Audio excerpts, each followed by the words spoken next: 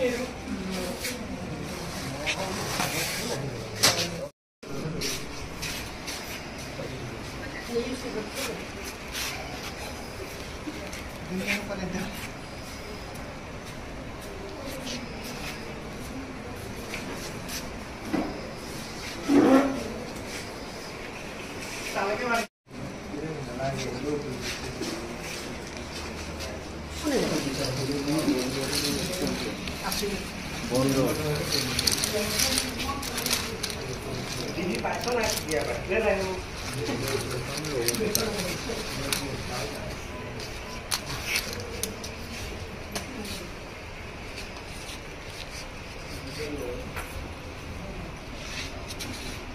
মূল্য কৰে একটা ভিডিও দিবি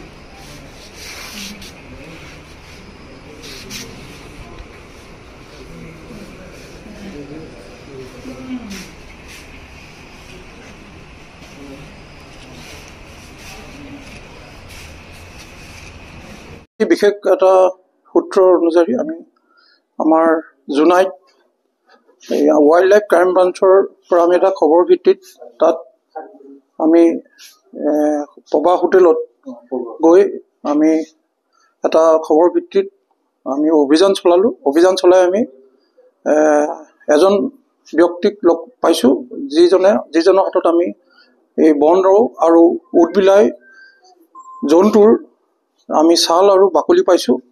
গতিকে আমি তেওঁক ইতিমধ্যে আমাৰ বন বিভাগৰ কাৰ্যালয়লৈ লৈ আহিছো আৰু তেওঁক আমি ইতিমধ্যে গ্ৰেপ্তাৰ কৰিছো।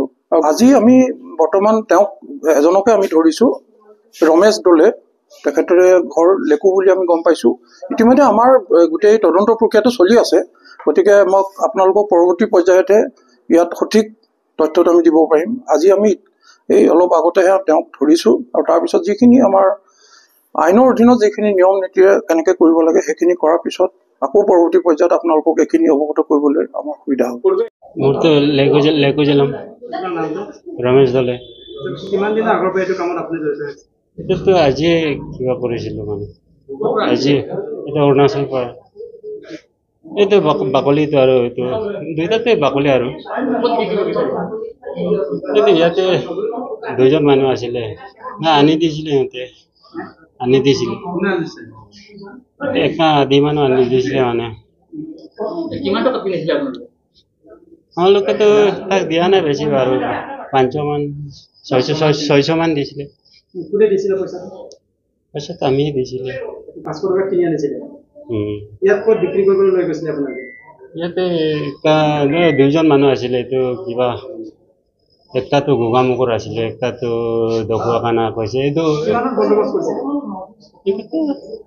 4,000 5,000 এনেকুৱা।